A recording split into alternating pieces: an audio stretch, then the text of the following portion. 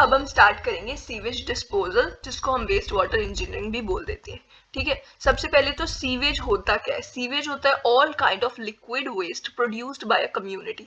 कोई भी liquid waste, हर एक टाइप का, डोमेस्टिक वेस्ट भी आ जाएगा उसमें, इंडस्ट्रियल भी, स्टॉर्म वाटर भी, सारे टाइप के जो वेस्ट होगा उसको कंबाइन अगर हमें बोलना हो तो उसको हम सीवेज बोलेंगे। ठीक है, और सीवर क्या होता है? सीवर होता है एक कॉन्ड्यूट, मतलब एक ऐसी पाइप जो कैरी करेगी सीवेज। ठीक है, जो पाइप कैरी करती है उसको हम सीवर बोल देते हैं। ठीक है, तो सीवेज सिस्टम जो होगा, ठीक है, जिसको हम सीवेज सिस्टम बोलते हैं, सीवेज वर्ड का मीनिंग होता है कलेक्ट करना, ट्रीट करना और डिस्पोज कर देना। ठीक है, सीवेज का मतलब ये होता है। ठीक है, तो इस सिस्टम को पूरे को हम सीवेज सिस्टम बोल देंगे, जिसमें हम कलेक्ट करेंगे जो वेस्ट होगा सीवेज का, कॉन्ड्यूक्ट्स के थ्रू वो आएगा और फिर उसके बाद उसको ट्रीट करा जाएगा और फिर उसके बाद लेस ऑफेंसिव उसको बनाएंगे और फिर उसके बाद उसको वाटर बॉडीज में डाला जाएगा।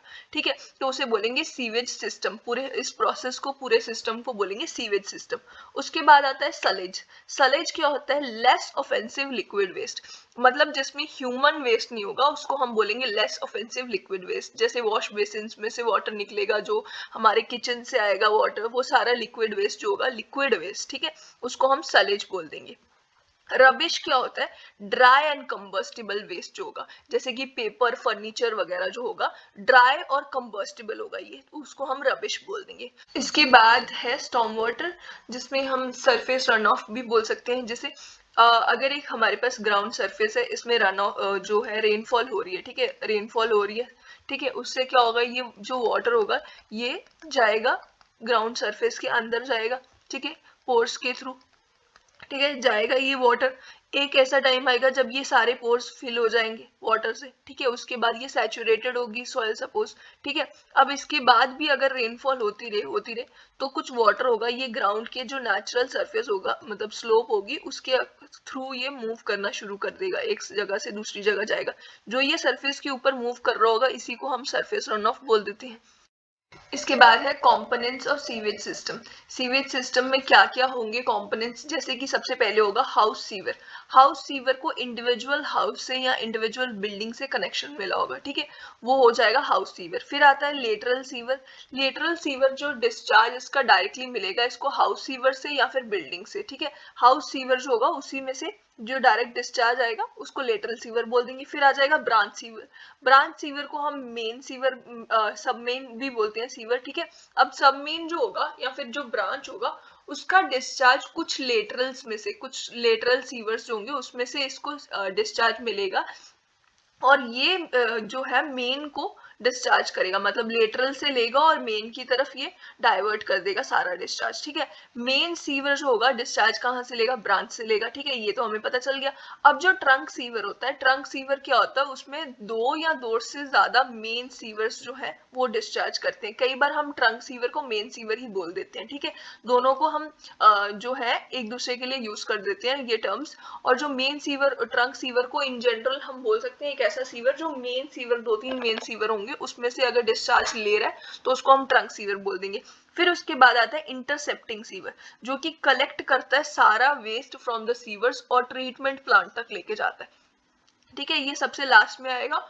और एक होता है आउटफॉल सीवर, जो कि एक ऐसी कॉन्ड्यूक्ट होती है जो कैरी करती है ट्रीटेड वाटर को, ट्रीटेड वाटर को कैरी करेगी टू अ डिस्चार्ज पॉइंट। ठीक है, जहां पे उसको मतलब कि डिस्चार्ज करना है, जहां पे उसको पहुंचाना है वहां तक उसको ट्रीटेड वाटर को लेके जाएगी, उसको बोलेंगे आउटफॉल सीवर। फिर उसके बाद दो डिफरेंट टाइप के फ्लोज होंगे, dry weather flow, wet weather flow. Wet weather flow और ड्राई वेदर फ्लो क्या होगा? ड्राई वेदर फ्लो में डोमेस्टिक, इंडस्ट्रियल, लिक्विड वेस्ट वगैरह सारा आएगा। ठीक है, इसमें स्टॉर्म वाटर ड्रेनेज नहीं आएगा। मतलब स्टॉर्म वाटर में क्या होगा, जो हमने अभी अभी डिस्कस करा कि रन ऑफ का जो पानी होगा वो सारा जो होगा वो wet water, wet weather flow में आएगा। मतलब वहां पे उस टाइम पे रेनी सीजन में स्टॉर्म वाटर फ्लो होगा और जो ड्राई वेदर फ्लो होगा उसमें डोमेस्टिक, इंडस्ट्रियल, लिक्विड वेस्ट वगैरह आएगा सारा। ठीक है, सीवर सिस्टम्स जो होते हैं एक तो कंबाइंड सिस्टम होगा और एक सेपरेट सिस्टम होगा। ठीक है, कंबाइंड सिस्टम में क्या होगा, डोमेस्टिक, इंडस्ट्रियल और स्टॉर्म, ठीक है, डोमेस्टिक, इंडस्ट्रियल और स्टॉर्म वाटर जो होगा वो सारा का सारा एक ही सिस्टम के थ्रू, एक ही पाइपलाइन के थ्रू सारे के सारे जाएंगे। सेपरेट सिस्टम में क्या होगा, डोमेस्टिक और इंडस्ट्रियल एक के थ्रू जाएंगे और दूसरा स्टॉर्म और सरफेस वाटर एक कॉन्ड्यूट के थ्रू जाएंगे, ठीक है, ये दोनों इस तरीके से सेपरेटेड होंगे। और उसके बाद आता है पार्शली सेपरेट या फिर पार्शली कंबाइंड, जिसको हम बोल सकते हैं, ठीक है, दोनों एक ही चीज है। इसमें क्या होगा, एक पोर्शन ऑफ स्टॉर्म वाटर जो होगा वो अलाउ कर दिया जाएगा जो हमारे डोमेस्टिक और इंडस्ट्रियल के लिए सीवर होगा उसमें, ठीक है, उसमें भी स्टॉर्म वाटर का थोड़ा सा पोर्शन जो है वो अलाउ कर दिया जाएगा, जिससे क्या होगा थोड़ी सी सेल्फ क्लिनसिंग वेलोसिटी भी मिल जाएगी, ठीक है। वो हो जाएगा हमारे पास पार्शली सेपरेट और कंबाइंड। मतलब वेट वेदर फ्लो में स्टॉर्म वाटर वाला जो होगा वो तो अलग ही रहेगा, और ड्राई वेदर फ्लो वाला जो होगा डोमेस्टिक और industrial plus wet weather flow, उन दोनों को एक जो होगा एक उसमें कॉन्ड्यूट में या पाइप में अलाउ कर दिया जाएगा, ठीक है। उसके बाद आता है कंबाइंड सिस्टम या सेपरेट सिस्टम जो है, इसकी एडवांटेजेस डिसएडवांटेजेस क्या क्या है। तो एवरेज यूनिफॉर्मली डिस्ट्रीब्यूटेड रेनफॉल जहां भी होगी, जिस एरिया में होगी, कंबाइंड सिस्टम जो होगा वो कहाँ पे अलाउ करा जाएगा, यहाँ पे एवरेज यूनिफॉर्मली डिस्ट्रीब्यूटेड, एक तो एवरेज रेनफॉल ऊपर से वो यूनिफॉर्मली डिस्ट्रीब्यूटेड है, तो कंबाइंड सिस्टम अलाउ कर दिया जाएगा, जिससे कि सेल्फ क्लिनसिंग वेलोसिटी जो होगी वो पूरा टाइम अवेलेबल होगी, क्योंकि यूनिफॉर्मली डिस्ट्रीब्यूटेड रेन है, ठीक है। और अगर सेपरेट सिस्टम जो होगा उसमें क्या होगा, if rain is in one season, एक ही सीजन में अगर रेन आती है तो सेपरेट सिस्टम बनाया जाएगा। उससे क्या है कि हमें अलग अलग दोनों बनाने पड़ेंगे, क्योंकि उससे अगर हमने पहले से ही उसको कंबाइन की तरह बना के रखा वो इकोनॉमिकल नहीं होगा, क्योंकि उसमें हम एक सीजन में तो रेनफॉल आनी है, बाकियों के टाइम पे आनी नहीं है, तो बाकियों के टाइम पे हाफ ऑफ द सीवर जो होगा वो एम्प्टी ही रहेगा, तो उससे सेल्फ क्लींसिंग वेलोसिटी भी प्रॉपर नहीं मिल पाएगी, तो वो सही नहीं रहेगा, ठीक है। और जो रॉकी पोर्शन होगा, ठीक है, उस टाइम पे भी सेपरेट सिस्टम जो होगा, अगर रॉकी एरिया से हमें बनाना हो एक बड़ा सा सीवर बनाना है तो उसके लिए भी मुश्किल हो जाता है, इसलिए उसके लिए हम सेपरेट दो सीवर बना दें तो वो हमारे लिए ज्यादा सही रहता है। बाकी अगर एक बड़ा सा सीवर बनाना है रॉकी एरिया में से निकालना है तो वो एक बहुत ही एक्सपेंसिव हमारे लिए हो जाता है, ठीक है। और ये जो कंबाइंड सीवर है क्राउडेड एरियाज में बेटर रहता है, उसमें एक ही पाइपलाइन जो होगी वो हम निकाल सकते हैं, वो कंबाइंड सिस्टम बेटर रहेगा, उसमें दो सीवर वहां पे ले करना मुश्किल हो जाएगा।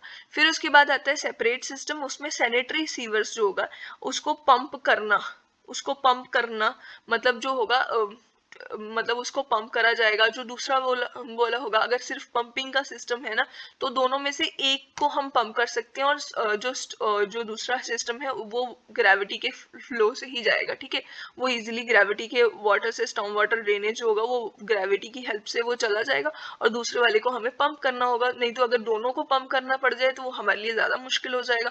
उसके बाद है डिस्चार्ज, जो डिजाइन डिस्चार्ज होगा कंबाइंड सिस्टम के लिए, डिजाइन डिस्चार्ज होगा वो किसके अकॉर्डिंग, एक rainfall plus 2 times dry weather flow लिया जाएगा डिजाइन डिस्चार्ज। और जो सेपरेट सिस्टम होगा उसमें आएगा 6 टाइम्स ड्राई वेदर फ्लो, दोनों के लिए डिजाइन डिस्चार्ज हो जाएगा 6 times dry weather flow separate system में। एक और सिस्टम है क्लासिफिकेशन का, जिसे हम कंजर्वेंसी और वाटर कैरिएज सिस्टम बोलते हैं। कंजर्वेंसी सिस्टम में वेस्ट को डिस्पोज करा जाएगा कलेक्ट करके सेपरेटली, जैसे कि गार्बेज को कार्ट्स में लेके जाया जाएगा, ह्यूमन और एनिमल वेस्ट को पैंस में लेके जाएंगे, जिसको हम नाइट सॉइल बोलेंगे, ठीक है। ह्यूमन और एनिमल वेस्ट जो होगा उसे जब लेके जाएंगे उसको नाइट सॉइल बोलते हैं, ठीक है। फिर उसके बाद स्टॉर्म वाटर जो है ओपन या फिर क्लोज चैनल्स में लेके जाया जाएगा, ठीक है। इसको सेपरेटली सब चीजों को लेके जाएंगे और उसके बाद डंप कर देंगे। फिर उसके बाद वाटर जो जब कैरियर सिस्टम है इसमें वाटर को एज अ मीडियम लेके जाया जाती है, मतलब पानी इसके अंदर बहुत ज्यादा यूज करा जाता है और उसके थ्रू जो है सीवेज वगैरह है सीवर के थ्रू लेके जाया जाएगा। और इसमें क्या होगा कि जो वाटर होगा ना बहुत ज्यादा होगा, 99.9% पानी होगा, जिसकी वजह से हाई वेस्टेज ऑफ वाटर होगा, वाटर का बहुत ज्यादा वेस्टेज होगा। और ये जो कंजर्वेंसी सिस्टम है ये बहुत ही ज्यादा आउटडेटेड हो गया, और वाटर कैरियर सिस्टम को यूनिवर्सली अडॉप्ट करा जाता है, जिसकी एक ही डिसएडवांटेज है कि इसमें पानी बहुत ज्यादा वेस्ट होता है। और जो कंजर्वेंसी सिस्टम है इसका इनिशियल कॉस्ट बहुत कम होगा, मेंटेनेंस कॉस्ट बहुत हाई होती है इसकी, ठीक है। और जो वाटर कैरियज सिस्टम है इसका इनिशियल कॉस्ट बहुत हाई होता है और मेंटेनेंस कॉस्ट कम होती है, ठीक है। तो इसीलिए इसको यूज करा जाता है। लेबोरेटरी जो होती है इसकी बहुत ही ज्यादा रेजिडेंशियल बिल्डिंग जो होगी उससे दूर रखनी पड़ेगी, क्योंकि बहुत ज्यादा बैड स्मेल वगैरह आने लग जाती है। इसकी लेबोरेटरी जो होती है वो एकोमोडेट करी जाती है बिल्डिंग्स के अंदर ही, ठीक है। और उसके बाद नाइट सॉइल जो होगी वो 24 आवर्स में एक बार कलेक्ट करनी ही होगी, ठीक है। और सीवर तो हमें वैसे ही ड्रेन्स के थ्रू लेके जाया जाएगा, सीवेज जो है वाटर कैरियज सिस्टम में सीवेज के थ्रू, ठीक है। तो जिसकी वजह से क्या होगा कि मतलब जो एपिडेमिक्स वगैरह है उसकी जो रिस्क होगा वो भी कम होता जाएगा। मतलब अगर वो ओपन नहीं होगा तो कॉमन सी बात है उसकी वजह से बहुत ज्यादा डिजीजेस वगैरह फैलने के चांसेस कम हो जाएंगे। फिर लिक्विड वेस्ट फ्रॉम लेबोरेटरी में सीप इनटू द ग्राउंड वाटर। इसमें क्या होगा कि जो ग्राउंड वाटर के अंदर लेबोरेटरी से जो सिस्टम आ रहा है, लिक्विड वेस्ट आ रहा है, वो ग्राउंड वाटर के अंदर भी जा सकता है, पर इसमें प्रॉपरली ट्रीट करा जाएगा उसको प्रॉपरली, और ग्राउंड वाटर में जाने के चांसेस नहीं होंगे। उसको डंप करने से पहले अच्छे से एकदम प्रॉपर एकदम ट्रीट करा जाएगा। अब इस क्वेश्चन में दी हुई है पॉपुलेशन सिटी की, एरिया दी हुआ है 700 हेक्टेयर, रेट ऑफ सप्लाई दी हुई है 100 एलपीसीडी, रन ऑफ कोफिशिएंट 0.75 दे रखा है, क्रिटिकल रेनफॉल इंटेंसिटी भी दी है और कन्वर्जन फैक्टर दिया। हमें फाइंड आउट करनी है ड्राई वेदर फ्लो, जिसके लिए हमें फॉर्मूला पता है population multiplied by conversion factor, ठीक है, मल्टीप्लाइड बाय पर कैपिटा वाटर डिमांड, ठीक है। ये हो जाएगा हमारे पास पॉपुलेशन 2 lakhs दे रखी है, ठीक है, और मल्टीप्लाइड बाय कन्वर्जन फैक्टर 75% दे रखा है यहाँ पे। 75% 75 अपॉन 100 कर देंगे। पर कैपिटा वाटर डिमांड 100 एलपीसीडी है तो 100 आ गया। तो ये हमारे पास आ जाएगा यहाँ पे 150, रुको, 75 multiplied by 2, 150 multiplied by 10 to the power 5, ठीक है। इस तरीके से ये आ जाएगा। और ये किस में होगा, हमारे पास population per capita water demand थी लीटर पर कैपिटा, कैपिटा के लिए हमने पॉपुलेशन से मतलब पर हेड जो था उसके लिए पॉपुलेशन से मल्टीप्लाई कर दिया, तो ये लीटर पर डे बच गया हमारे पास, ठीक है। अब इसको हमें क्या करना है, मीटर क्यूब पर सेकेंड में कन्वर्ट करना है, तो ये आ जाएगा 15 into 10 to power 6 divided by 24 into 3600, यही होगा, है ना। इससे हमारा पर आर में आ जाएगा, और यहाँ पे भी हम 10 टू द पावर 3 से मल्टीप्लाई करेंगे तो ये मीटर क्यूब में भी आ जाएगा, ठीक है। इससे आ जाएगा ये मीटर क्यूब पर सेकेंड में, और इसकी वैल्यू हो जाएगी 0.173611 मीटर क्यूब पर सेकेंड, ठीक है। ये आ रही है इसकी वैल्यू। फिर इसके बाद हमें पूछा हुआ है, ये हमें दिया हुआ है find the dry weather flow small Q, और क्रिटिकल डेप्थ भी दे रखी है। यहाँ पे हमने कैपिटल क्यू मतलब डिस्चार्ज जो है मीटर क्यूब पर सेकेंड में निकाला है, और यहाँ पे मतलब मीटर क्यूब पर सेकेंड पर मीटर में निकालना है। तो ये आ जाएगा स्मॉल क्यू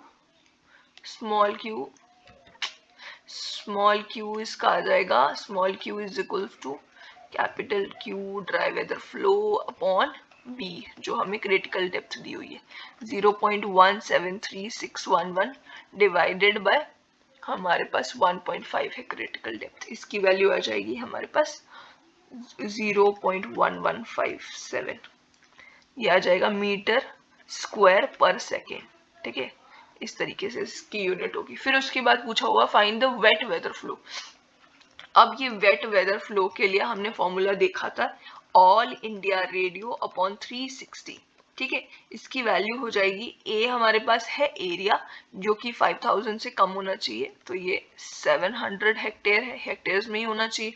और आई की वैल्यू हमें दी हुई है क्वेश्चन में, आई की वैल्यू है 75, run off coefficient is equals to 0.75, ठीक है। ये है 0.75 मल्टीप्लाइड बाय रेनफॉल जो है, हमें रेनफॉल इंटेंसिटी निकालनी पड़ेगी। रेनफॉल इंटेंसिटी होती है 25.4 मल्टीप्लाई बाय ए की वैल्यू डिवाइडेड बाय हमारे पास जो टीसी है प्लस बी, ठीक है। हाँ, और टीसी की वैल्यू हमें क्वेश्चन में दी हुई है। टीसी क्या है हमारे पास? TC is equals to critical rainfall intensity, जो कि 30 है। मतलब जो हमने दो वैल्यूज का सम करा था, मतलब कि एंट्री से लेके मेजरमेंट पॉइंट तक और मेजरमेंट पॉइंट से लेके जो उससे पहले वाला था, एंट्री से पिछला वाला पोर्शन, बिल्कुल फारदेस्ट पॉइंट, उन दोनों का सम करा था ना, ये ऑलरेडी हमें सम करके दिया हुआ है। ठीक है, तो हमें डायरेक्टली यहाँ पे पुट करना है। अब यहाँ पे ये टीसी की वैल्यू 30 से ज्यादा है, तो ए की वैल्यू कितनी हो जाएगी? ए हो जाएगा 40, और बी की वैल्यू कितनी हो जाएगी? बी हो जाएगी हमारे पास 20। ठीक है, ये देखो यहाँ पे पहले मैं आपको दिखा देती हूँ। यहाँ पे ये वाला था ना, यहाँ पे टीसी की वैल्यू अगर 20 से ज्यादा है, ठीक है, तो यहाँ पे a इज इक्वल्स टू 40 और b इज इक्वल्स टू 20 है ना, तो यही पुट करना हमें। ठीक है, तो ये आ जाएगा और इसकी वैल्यू हमें मिल जाएगी, जब हम मल्टीप्लाई करेंगे तो ये आ जाएगी 14.514। ठीक है, 514 ये वैल्यू आ गई। फिर उसके बाद अब हम इस चीज को यहाँ पे पुट कर सकते हैं, ये आ जाएगा 14.514। ठीक है, ये आ जाएगा और डिवाइडेड बाय इसको 360 करना है। इसकी वैल्यू आ जाएगी हमारे पास 3.02375। ठीक है, ये आ जाएगी मीटर क्यूब पर सेकेंड। ये आ गया हमारे पास वेट वेदर फ्लो, और ये हमारे पास पहले था ड्राई वेदर फ्लो। ठीक है, अब हमें क्या करना है? हमें फाइंड आउट करना है, find the wet weather flow, ये भी हमने कर लिया। Find the design discharge when a combined sewer is design. Design discharge निकालना है। डिजाइन डिस्चार्ज कैसे निकलेगा? कंबाइन, जब क्यू कंबाइन निकालना होगा ना, तो हमेशा याद रखना है कि क्यू ड्राई वेदर फ्लो को हमें क्या करना है? 3 से मल्टीप्लाई करना है और वेट वेदर फ्लो जो है उसके साथ ऐड कर देना, क्योंकि बहुत ज्यादा फ्लक्चुएशंस होती हैं, तो इसीलिए ड्राई वेदर फ्लो को हमेशा 3 से मल्टीप्लाई करके डिजाइन इस तरीके से करा जाता है कि डिस्चार्ज को ड्राई वेदर फ्लो के 3 टाइम्स करना है। तो मतलब कि ड्राई वेदर फ्लो हमारे पास कितनी आई है? 0.173611, और इसके साथ हमने सम करना है 3.02375। इसकी वैल्यू आ जाएगी 3.34025, कुछ इस तरीके से। ठीक है, ये आ जाएगा मीटर क्यूब पर सेकेंड की। ठीक, अब इस फॉर्मूला में टाइम ऑफ कंसंट्रेशन दी हुई है। ठीक है, 9 मिनट्स, और इंटेंसिटी ऑफ रेनफॉल निकालनी है British ministry of health formula से। 9 मिनट्स है जब, तो कितना होता था यहाँ पे? अगर 5 से 20 मिनट्स होंगे तो 760 अपॉन टी प्लस 10, और अगर 20 to 100 होगा तो 1020 अपॉन टी प्लस 10। तो ये आ जाएगा 760 upon T plus 10 rainfall intensity. ये हो जाएगी 760 upon 9 plus 10 is equals to 760 divided by 19, जिसकी वैल्यू आ जाएगी 40 mm पर आवर। अब इसके बाद जो सीवेज है उसकी कैरेक्टरिस्टिक्स अगर हम देखें, तो पीएच जो होगा सीवेज का इनिशियली अल्कलाइन होगा, मतलब थोड़ा सा, मतलब पीएच हाई होगा उसका, और बाद में जब वो सेप्टिक हो जाता है, मतलब बहुत टाइम पीरियड हो जाता है, उसके बाद जो पीएच होगा वो जो है एसिडिक हो जाता है, मतलब पीएच जो होगी कम हो जाएगा। ठीक है, और कलर ऑफ सीवेज होगा, फ्रेश सीवेज का कलर जो होगा वो येलोइश होगा, येलोइश ग्रे, लाइट ब्राउन, इस तरीके से लाइट कलर होगा। और बाद में जब सेप्टिक हो जाता है सीवेज और थोड़े टाइम पीरियड के बाद डार्क हो जाता है, क्योंकि ऑक्सीडेशन हो जाती है ऑर्गेनिक मैटर की। ठीक है, तो डार्क कलर का सीवेज होगा। स्मेल जो होगी सीवेज की, एक सोपी और ऑयली टाइप का स्टार्टिंग में सीवेज होगा, तो उसकी स्मेल मस्ती ऑर्डर होगा उसका। ठीक है, और बाद में ऑब्जेक्शनेबल, एकदम बेकार सी, खराब सी स्मेल आएगी। ठीक है, और फिर उसके बाद टर्बिडिटी जो है फ्रेश सीवेज की कम होगी, और जो सेप्टिक और स्टेबल टाइप का सीवेज होगा उसकी हाई टर्बिडिटी होगी, मतलब उसकी टर्बिडिटी बहुत ज्यादा होगी, और जो स्टार्टिंग वाला जो होगा उसमें टर्बिडिटी कम होगी। इसके बाद है डिजाइन ऑफ सीवर। सीवर के डिजाइन जो होगा वो बेस्ड होगा ऑन पीक फ्लो डिस्चार्ज। ठीक है, डिजाइन ऑफ सीवर जो होगा, सीवर जो कॉन्ड्यूट होती है, ठीक है, उसको सीवर बोलेंगे, तो उसका जो डिजाइन होगा वो बेस्ड होगा पीक फ्लो डिस्चार्ज के ऊपर। ठीक है, और स्लोप और डेप्थ और डाया, इन तीनों चीजों की जरूरत होगी डिजाइन ऑफ सीवर के लिए। ठीक है, और वेलोसिटी फॉर्मूला जो हम यूज करते हैं वो होगा मेनिंग्स फॉर्मूला, ठीक है, जो कि सूटेबल होता है जब ग्रेविटी फ्लो होता है। ग्रेविटी फ्लो के लिए मेनिंग्स फॉर्मूला बेस्ट होता है, ठीक है। तो ये हो जाता है v is equals to 1/n r की पावर 2/3।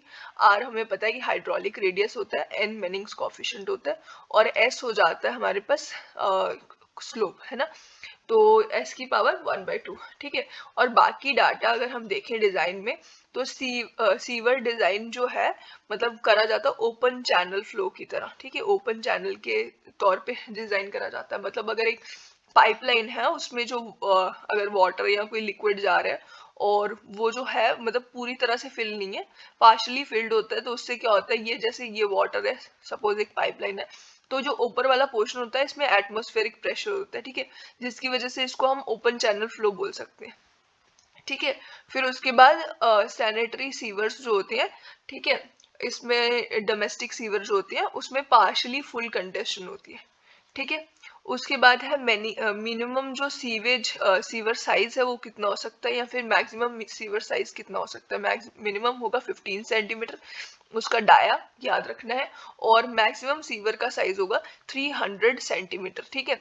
और 15 सेंटीमीटर से क्या होगा, चोकिंग नहीं होगी। अगर बहुत बड़ा सा कोई पार्टिकल भी होगा तो भी, जो मैनहोल से अगर आ जाता है बड़ा सा कोई पार्टिकल, तो भी चोकिंग नहीं होगी, अगर 15 हम सेंटीमीटर एटलीस्ट मिनिमम जो है डाया रखते हैं, ठीक है।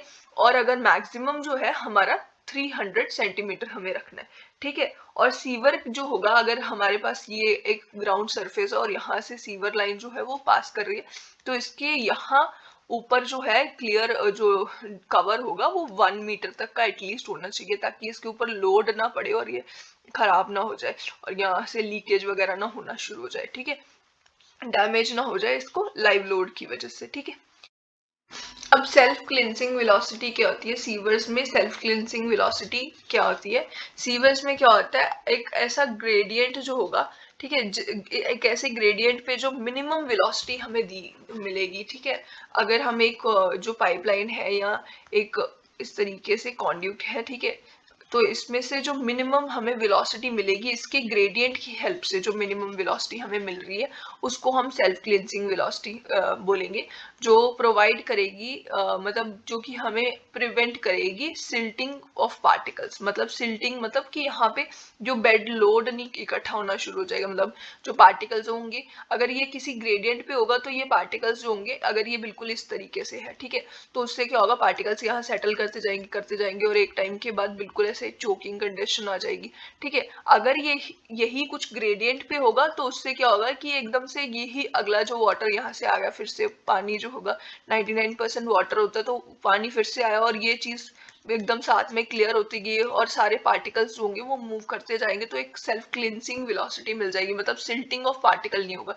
एक ऐसी मिनिमम वेलोसिटी हमें अपने आप मिलती जाएगी एक ग्रेडियंट की वजह से, जो कि हो जाएगी, जिसकी वजह से सिल्टिंग नहीं होगी, ठीक है। और इंडियन कंडीशंस के हिसाब से वो हो जाएगी 1 मीटर पर सेकेंड या फिर 2 मीटर पर सेकेंड, ठीक है। और अगर हमें सेल्फ क्लिनसिंग वेलोसिटी का फॉर्मूला देखना है तो वो हो जाएगा √8k/f into g-1, small g जो कि ग्रेविटी होती है, एक्सलेशन ड्यू टू ग्रेविटी, और d, ठीक है। और यहाँ पे ये जो g है हमें पता है स्पेसिफिक ग्रेविटी ऑफ पार्टिकल्स है, k सेडिमेंट फैक्टर है, ठीक है, सेडिमेंट फैक्टर, और फ्रिक्शन फैक्टर है f, और d size of the sediments, size of sediments का साइज, जो छोटे छोटे इसमें सेडिमेंट्स होंगे उसका साइज, ठीक है। और g हमें पता है एक्सीलरेशन ड्यू टू ग्रेविटी है। उसके बाद आता है non scoring velocity. Non scoring velocity एक मैक्सिमम वेलोसिटी जो हमें प्रोवाइड करने की जरूरत है, जिससे क्या होगा कि वेलोसिटी ऑफ फ्लो जो होगा वो एक्सीड नहीं करेगी एक पर्टिकुलर लिमिट, उसे अगर बहुत ज्यादा एक्सीड कर रहे हैं, सपोज यहाँ पे जिस तरीके से इसी ग्रेडियंट पे है और यहाँ पे बहुत पार्टिकल्स आ रहे हैं और वो बहुत स्पीड से आ रहे हैं और वो आके एक पॉइंट पे इस तरीके से टकरा रहे हैं और चलते जा रहे हैं, टकरा रहे हैं, आगे मूव कर रहे हैं, बहुत स्पीड से आ रहे हैं, टकराते हैं, मूव करते हैं, बार बार वो जब एक चीज पे टकराएंगे ना, तो ये जो इसका मटीरियल होगा वो डैमेज भी हो सकता है ना। तो एक जो लिमिट हमें हमेशा सेट करके रखनी है कि इतनी मैक्सिमम वेलोसिटी होनी चाहिए उसकी, उससे ज्यादा भी नहीं होनी चाहिए। अगर मिनिमम वेलोसिटी हमें चाहिए तो मैक्सिमम वेलोसिटी की भी लिमिट होनी चाहिए, ठीक है। तो जो particles of solid matter start to damage the inside surface, ठीक है, सीवर का इनसाइड सरफेस डैमेज करने लग जाते हैं, तो स्कोरिंग एक्शन जो है वो उस टाइम पे होने लग जाता है, इसलिए मैक्सिमम परमिसिबल वेलोसिटी इस तरीके से होनी चाहिए कि no scouring action will take place, मतलब कोई भी स्कोरिंग एक्शन नहीं हो, इस तरीके से होनी चाहिए। और इसको नॉन स्कोरिंग वेलोसिटी हम बोल सकते हैं, ठीक है। पहली वाली को हम सेल्फ क्लिनसिंग और मिनिमम वेलोसिटी बोल सकते थे, ठीक है। अब हमें नॉन स्कोरिंग और मैक्सिमम वेलोसिटी बोलेंगे, ठीक है इसको। और ये डिपेंड करेगा मटेरियल ऑफ सीवर पे कि कितना होना चाहिए मैक्सिमम वेलोसिटी। अगर जो मटेरियल स्ट्रॉन्ग होगा तो मैक्सिमम वेलोसिटी की वैल्यू भी बढ़ जाएगी, जैसे ये पीसीसी है और आरसीसी सीवर्स होंगे, मतलब कि प्लेन कंक्रीट और रेनफोर्स कंक्रीट के लिए 2.5 से 3 मीटर पर सेकेंड तक हमें नॉन स्कोरिंग वेलोसिटी की लिमिट रखनी है। अगर कास्ट आयरन होगा, अब कास्ट आयरन का जो मटेरियल है वो थोड़ा स्ट्रॉन्ग हो गया तो उसके लिए हम ज्यादा रख देंगे, इसकी लिमिट 3.5 से 4.5 मीटर पर सेकेंड तक रख देंगे। और जो पीसीसी है उसका डाया 60 सेंटीमीटर तक होगा। आरसीसी जो होगी वो थोड़ी हैवी होती है और उसका डाया जो है वो 60 सेंटीमीटर से बड़ा होगा, ठीक है।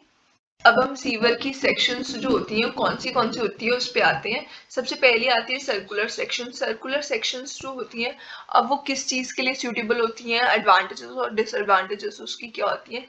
सर्कुलर सेक्शन जो होगी ना, उसकी लीस्ट पैरामीटर उसका होगा, किसी भी पर्टिकुलर एरिया अगर कोई दिया हुआ है हमें, उसके लिए अगर हम कोई और सेक्शन डिजाइन करते हैं और सर्कुलर सेक्शन डिजाइन करते हैं तो सर्कुलर सेक्शन का लीस्ट पेरीमीटर होगा हमारे पास, ठीक है।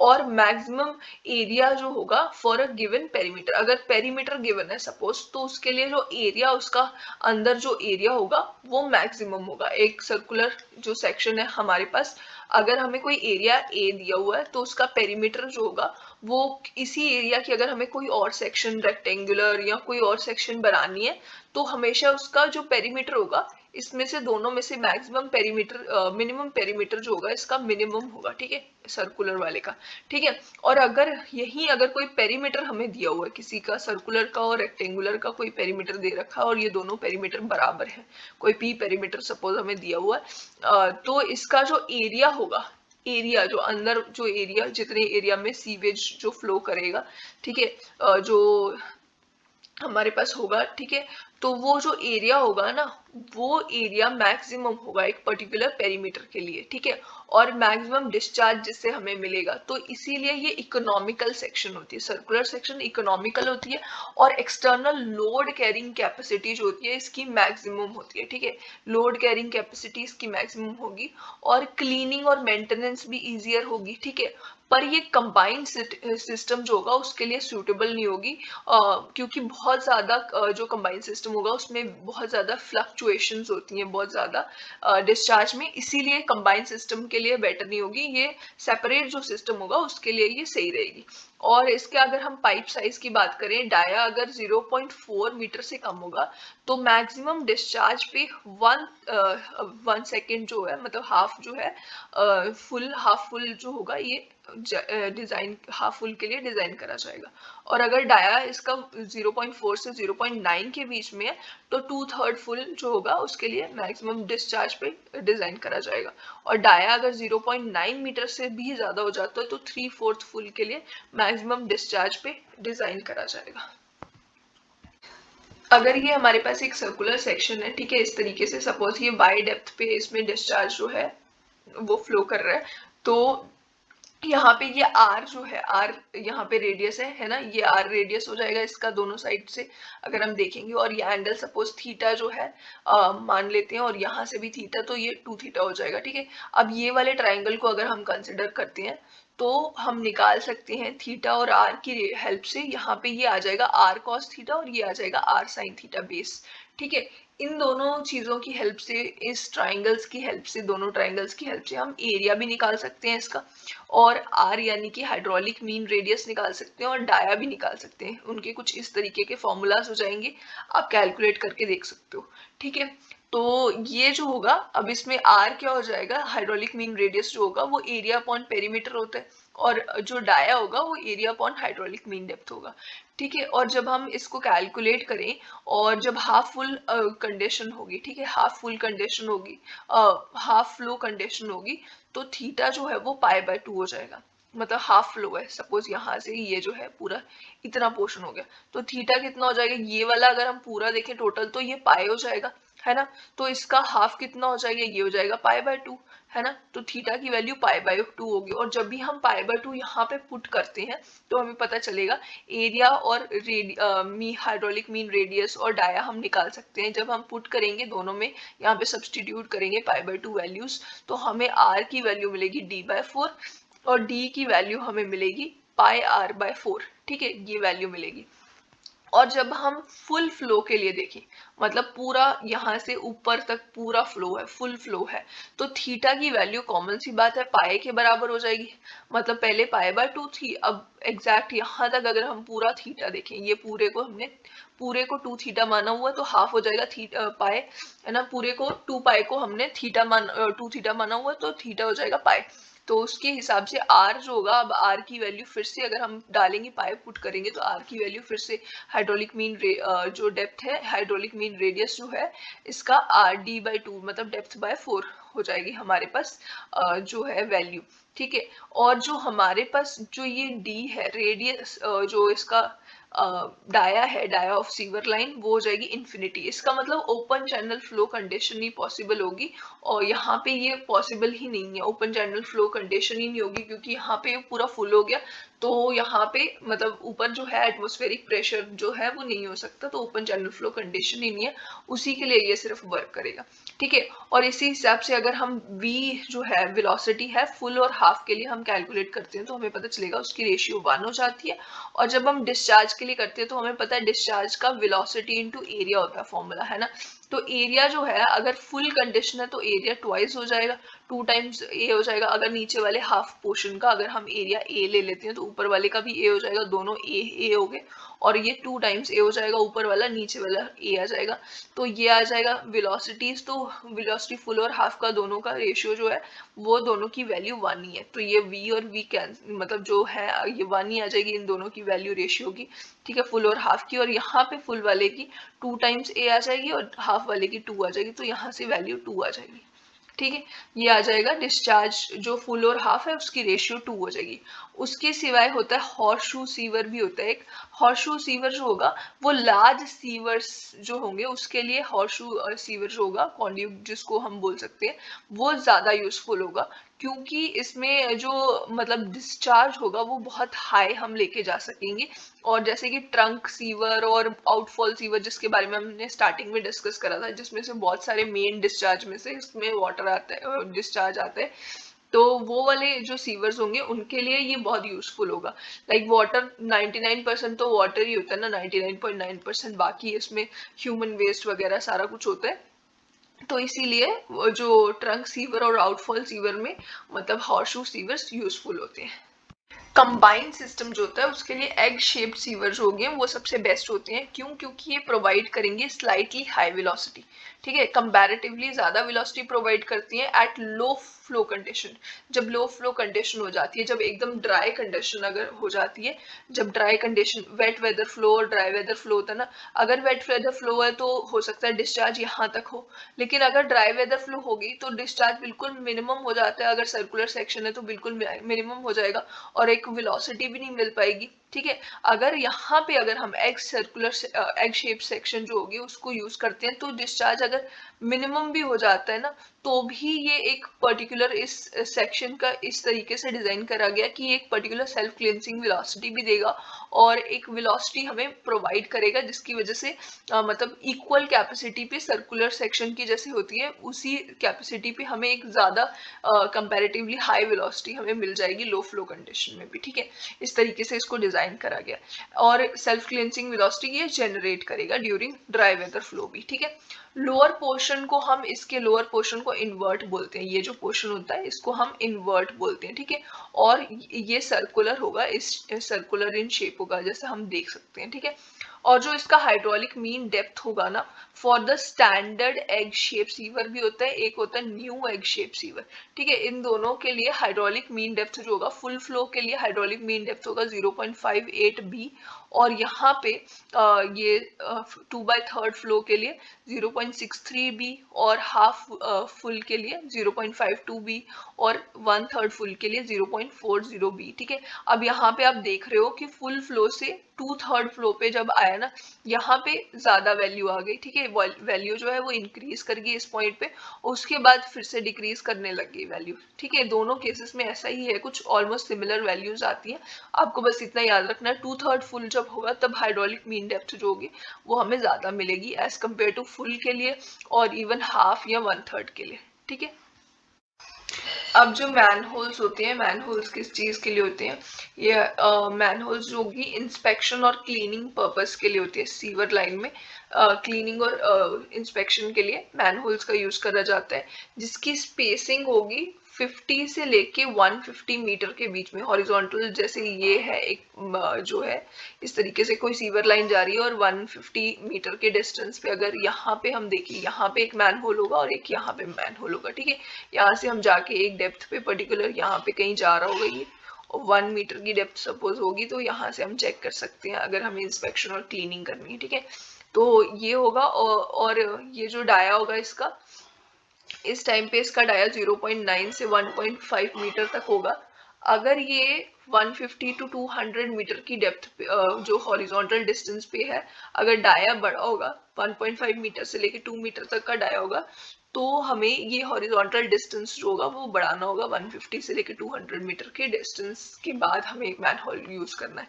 ठीक है, और अगर डेप्थ जो होगी नॉर्मल मैनहोल के लिए डेप्थ ग्रेटर देन 1 मीटर होगी।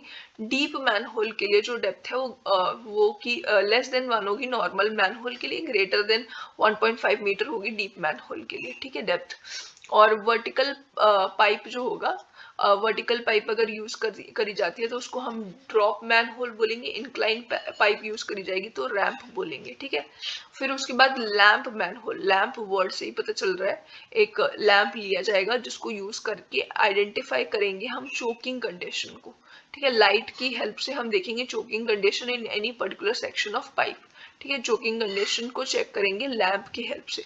क्लीन आउट्स जो होंगे वो उसको यूज करके क्लीनिंग पर्पस के लिए यूज करा जाता है। कैच बेसिन्स जो होते हैं वो स्टॉर्म वाटर को कलेक्ट करते हैं। ठीक है, कलेक्ट करेंगे स्टॉर्म वाटर जो होगा।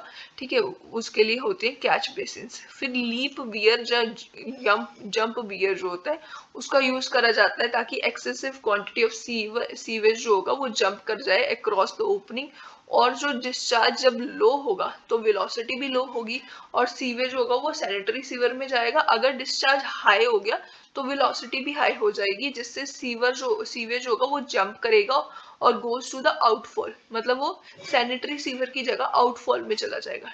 ठीक है,